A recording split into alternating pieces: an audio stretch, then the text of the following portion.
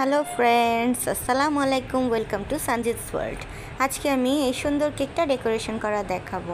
তো প্রথমে আমি বোর্ডে কিছু ক্রিম নিয়ে তারপরে আমি প্রথম স্লাইসটা দিলাম, সুগার সিরাপ দিয়ে দিলাম, তারপরে আমি ক্রিম দিয়ে দিলাম। আপনারা দেখতেই পাচ্ছেন যেভাবে একটা একটা করে লেয়ার দিয়ে আমি সুগার সিরাপ দিয়ে তারপরে আবার ক্রিম দিয়ে দিচ্ছি। এটা চকলেট কেক, এই কারণে আমি এখানে একটু চকলেট গ্রানাশ ইউজ করে নিব। আর চকলেট গ্রানাশ দিয়ে হালকা করে একটু জাস্ট মেখে দিব। এটা ক্রিমের সাথে অ্যাড না করে আমি এভাবে দিয়েছি। তারপর আমি লাস্ট যে লেয়ারটা আছে সেটা দিয়ে দিলাম। তারপরে আবার সুগার সিরাপ দিয়ে বাকি চকলেট গ্রানাশটুকু এখানে আমি ডাইরেক্ট চকলেট সাথে কেকের সাথে অ্যাড করে দিলাম। এরপরে উপরে আমি এবার ক্রিমটা দিয়ে দিচ্ছি। তো এভাবে আমি পুরা কেকটাকে প্রথমে হালকা ক্রিম দিয়ে কোটিং করে নিব।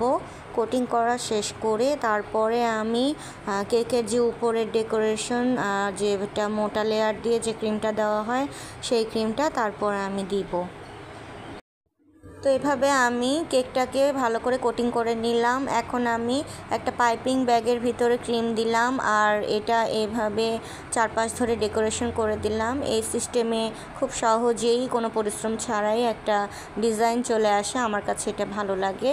দেখতেই পাচ্ছেন পাইপিং ব্যাগের মাথাটা একটুখানি কেটে দিয়েই এই ডিজাইনটা করা যায়।